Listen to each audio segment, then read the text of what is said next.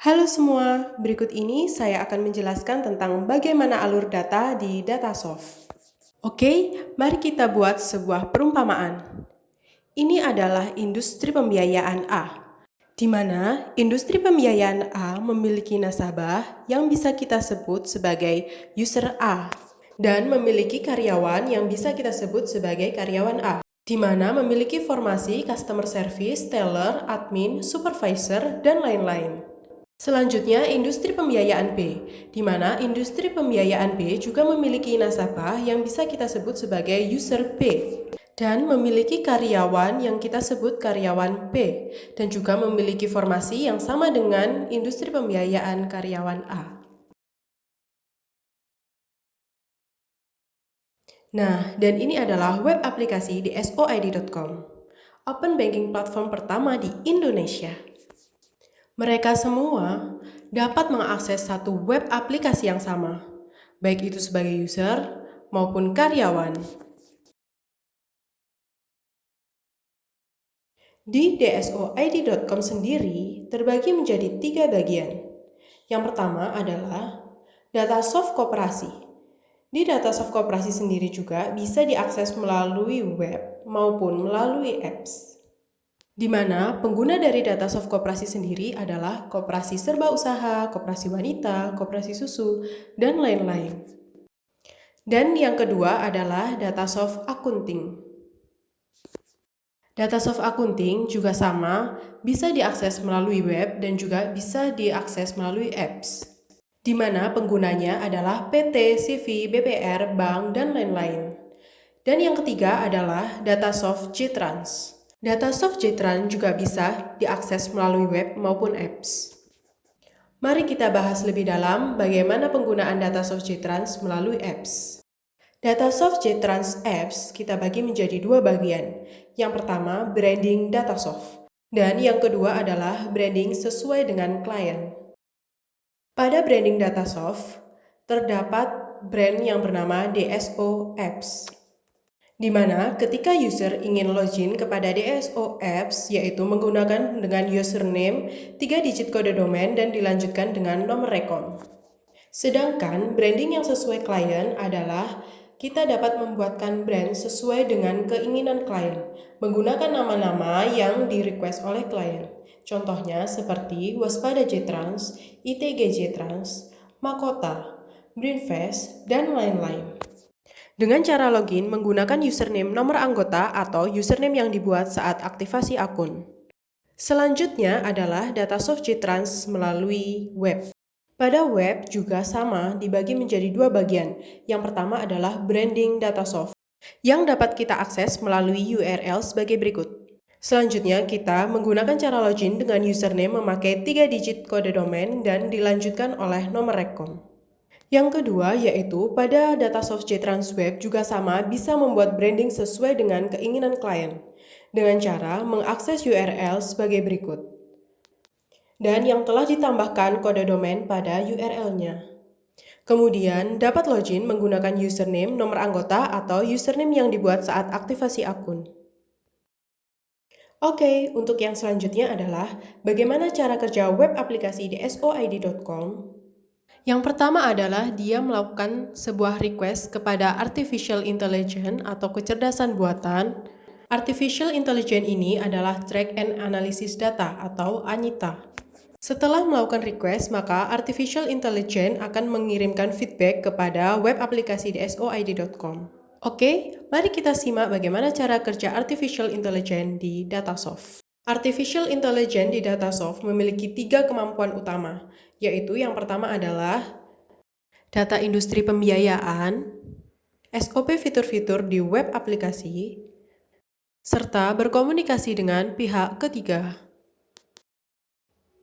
Kemudian, bagaimana cara kerja Anita? Cara kerjanya hampir sama dengan cara kerja seorang resepsionis. Yang pertama adalah seorang resepsionis akan mengarahkan database sesuai dengan database yang telah dialamatkan. Lalu yang kedua adalah mengambil data dari database yang sudah ditentukan. 3. Mengolah data dari data yang sudah diambil. Yang keempat adalah memberikan data yang telah diproses ke web aplikasi sesuai dengan request. Dan yang terakhir adalah mengakses API pihak ketiga dengan variabel yang sudah tersimpan di database tertentu.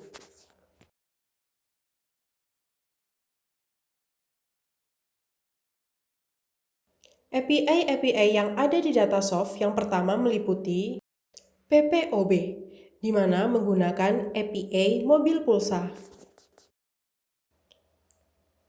Kemudian yang kedua, untuk cetak buku, backup, dan support sistem yang lain, yaitu menggunakan API dari Datasoft sendiri. Dan yang ketiga adalah untuk keperluan transfer saldo dari industri ke user masing-masing menggunakan API dari Flip, BRI, dan BCA.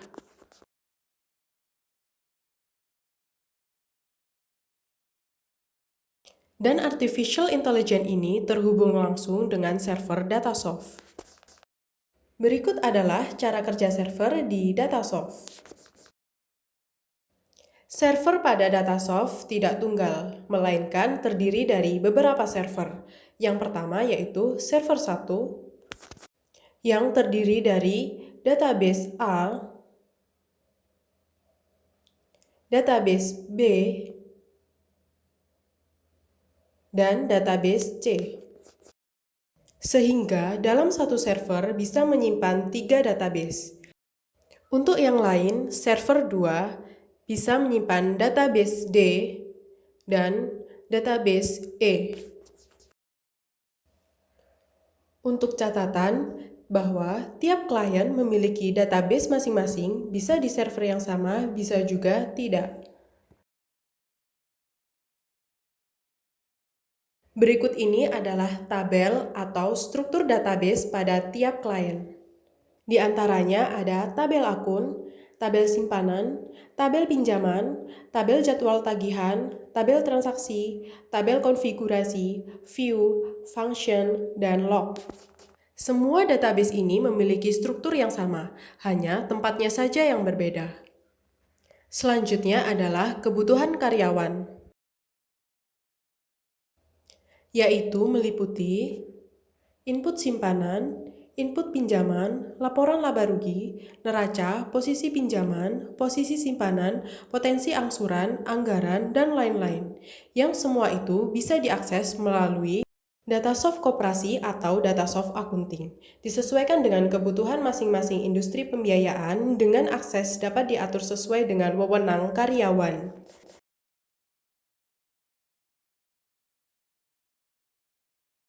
Kemudian, untuk user dapat memanfaatkan fitur diantaranya yaitu info profil, info simpanan, info pinjaman, transfer JTrans, debit JTrans, PPOB, dan lain-lain yang dapat diakses melalui modul Datasoft JTrans. Di mana fitur yang dibuka adalah sesuai dengan konfigurasi menu yang dibuka.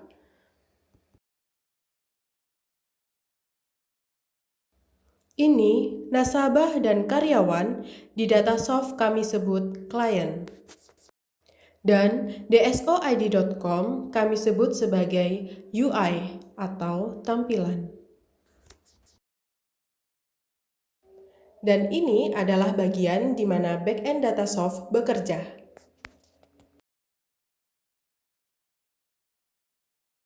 Terima kasih sudah menonton cara kerja di Datasoft.